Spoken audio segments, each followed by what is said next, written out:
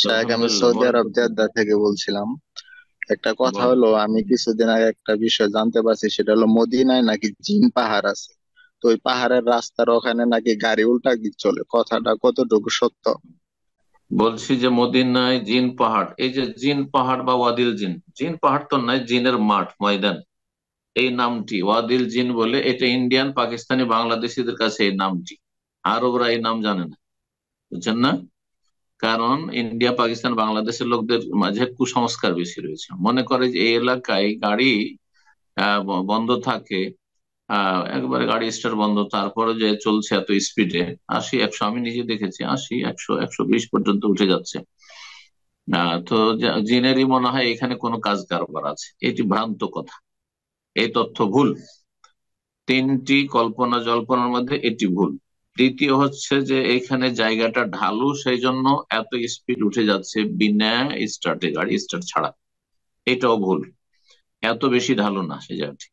তৃতীয় মত হচ্ছে এই ক্ষেত্রে বা ব্যাখ্যা হচ্ছে, যেটা মোদী ইউনিভার্সিটির একজন সিনিয়র ওস্তাদ বলেছেন, আর আমরাও সেটাই বলি, সেটা হচ্ছে যে এখানে এমন কিছু আল্লাহর সৃষ্টিগত আপনার ম্যাগনেট আছে, যার ফলে এইটা হচ্ছে। তো এটা হতে পারে, এটা হতে পারে। আর এটা আগে আগে মানুষ জানতে পারেনি। আমরা যখন মদিনায় ছিলাম আজকে থেকে 35 30 বছর আগে, তখন এটা আমরা জানতে পারিনি, আমরা দেখিনি কোনো।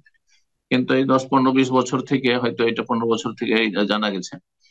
আর আমরা কয়েক বছর আগে আমরা দেখে এসেছি। তো আছে কিন্তু, এটা যদি ভারত বাংলাদেশ পাকিস্তানি হয়তো, এটা এক ধর্ম ব্যবসা শুরু হয়ে যেত এখানে। কত যে ধর্ম ব্যবসা হইতো, পীরদের একটা বড় ব্যবসার আস্থানা তৈরি হয়ে যেত। আল্লাহ রাব্বুল এইসব অনিষ্ট থেকে হেফাজত করবেন। সৌদি আরব আল্লাহ আলহামদুলিল্লাহ তৌহিদের দেশ, সুন্নাহর দেশ। শিরক বিদআত থেকে, কুসংস্কার থেকে, ধর্ম ব্যবসা থেকে আল্লাহ হেফাজত করেছেন আলহামদুলিল্লাহ। তো এটা হচ্ছে, এটাতে শরীয়তের এর সাথে কোনো সম্পর্ক নেই। আল্লাহর সৃষ্টিগত কোনো কিছু আছে এখানে। জি। চারিদিকে পাহাড়, দুই পাহাড়ের মাঝখানে একটা নিচু জায়গা, উপত্যকা। ওয়াদি মানে উপত্যকা। জি।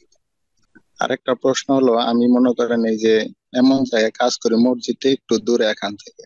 তো আমি যদি মসজিদে না যাই, রুমের দুই একজন আছে, দুইজনের সাথে যদি না জামাত আদায় করি, তো আমার কি জামাতের সবটা আমি পেয়ে যাবো, নাকি আমার মসজিদে যাইতে হবে? মসজিদ যেতে কয় মিনিট লাগে হেঁটে? শেখ, মসজিদে যাইতে বেশি সময় লাগে না, কিন্তু রুমের দুই একজন লোক আছে, তারা মসজিদে যাইতে চায় না। আমি যদি তাদেরকে নিয়ে পড়ি, তাহলে তারা নামাজ পড়ে, আর নাহলে তারা না পড়ে যে না। ওরা গুনাহগার হবে, তাদের জন্য আপনি কেন গুনাহগার হবেন? জামাতে সালাত আদায় করা ওয়াজিব। যথাসাধ্য যাবেন, যথাসাধ্য যাবেন। গুনাহগার হবে, সালাত হয়ে গেলেও গুনাহগার হবে। এবং নিয়মিত কন্টিনিউ যদি জামাত ছাড়ে তো বড় গুনাহ হবে, কাবিরা গুনাহ। মাঝে মধ্যে কখনো হয়তো পারলো না, গেল না, বা জামাত শুরু হয়ে গেছে, শেষ হয়ে যাবে, জামাত পাবেন না, তখন জামাত করে নেবেন সাথী সঙ্গীদেরকে নিয়ে। কিন্তু এটা অভ্যাস বানিয়ে নেবেন না, এটা জায়েজ নয়। যে জামাতে আল্লাহ ফরজ করেছেন সে, এই আর কি।